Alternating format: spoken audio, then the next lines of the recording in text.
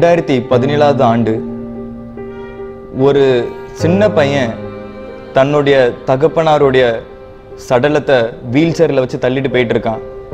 அந்த கோலத்தை பார்த்தோன்னா வாய் அழுகி போயிருக்கு, அவங்களுடைய நுரையீரல் கெட்டு போயிருக்கு. தன்னுடைய அப்பா இறந்ததுக்கு அழ கூட தெரியாம அந்த பையன் தள்ளிட்டு போயிட்டு இருக்கான்.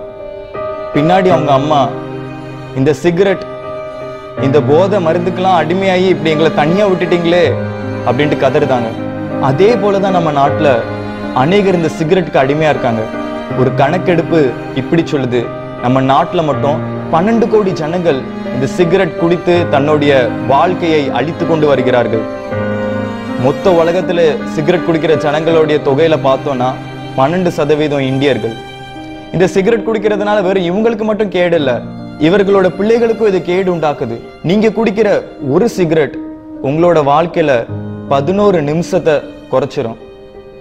உங்க வாழ்க்கை தான் வீணா போகுதுன்னா உங்க பிள்ளைகள்லாம் என்ன பாவம் செஞ்சுச்சு? உங்க மனைவி என்ன பாவம் செஞ்சாங்க? உங்க அம்மா அப்பா என்ன பாவம் செஞ்சாங்க? நீங்க குடிக்கிற சிகரெட்டுனால அவங்களும் பாதிக்கப்படுறாங்க.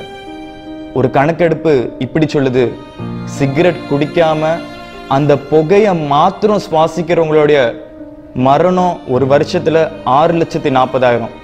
அதுல மிக கொடூரமான காரியம் என்னன்னா 5 வயசுக்கு கீழே உள்ள 1,40,000 குழந்தைகள் ஒவ்வொரு வருஷமும் மரிக்காங்க. எதுக்காக இந்த சிகரெட்? எதுக்காக இந்த போதைகள்? எதுக்காக இந்த தண்ணி? இதுக்கான பதில் யாருக்கும் தெரியாது. அநேகருடைய மன கவலை நிமித்தமாய் இப்படி சிகரெட் குடிச்சிட்டு இருக்காங்க. சிலர் வெறும் பந்தாக்காக சிகரெட் குடிக்காங்க. முதலையாவது 30 வயதுக்கு மேல உள்ள ஆண்கள் மாத்திரம்தான் சிகரெட் குடிச்சிட்டு இருந்தாங்க. ஆனா இன்றைய சூழ்நிலைக்கு 15 வயது பிள்ளைகளும் பெண்களும் இந்த பழக்கத்துக்கு அடிமையாயிட்டாங்க. இதெல்லாம் நான் ஏன் உங்ககிட்ட சொல்லிட்டு இருக்கேன்னு நினைக்கீங்களா? இன்னைக்கு உலகெங்கும் நான் ஸ்மோக்கர்ஸ் டே அப்படின்ட்டு கொண்டாடுதாங்க. இந்த நாள்ல ஏறக்குறைய 10 சிகரெட் குடிக்கிற நபர்ல ஒருத்தர் மனம் திரும்புதாங்க. அந்த ஒருத்தர் ஏன் இந்த வீடியோ பார்க்குற நீங்களா இருக்கக்கூடாது? கிறிஸ்து எங்களுக்கு கொடுத்த பாரத்தினால இந்த வீடியோ நாங்கள் உங்க முன்னாடி வைக்கிறோம். அதே பாரம் ஒருவேளை கிறிஸ்து உங்களுக்கு கொடுத்திருந்தா இதுக்காக கண்டிப்பா ஜெபம் பண்ணுங்க. சிகரெட் குடிக்கிற ஒவ்வொருத்தரும் இந்த பழக்கத்துல இருந்து வெளியே வர்றதுக்காக நீங்க ஜெபம் பண்ணுங்க. இன்னும் சிகரெட் மற்றும் குடி போதையிலிருந்து உங்களுக்கு வெளியே வரணுமா? கீழே டிஸ்கிரிப்ஷன்ல நாங்கள் ஒரு ஃபோன் நம்பர் கொடுத்துருக்கோம். அந்த ஃபோன் நம்பருக்கு நீங்க எங்களை தொடர்பு கொள்ளலாம்.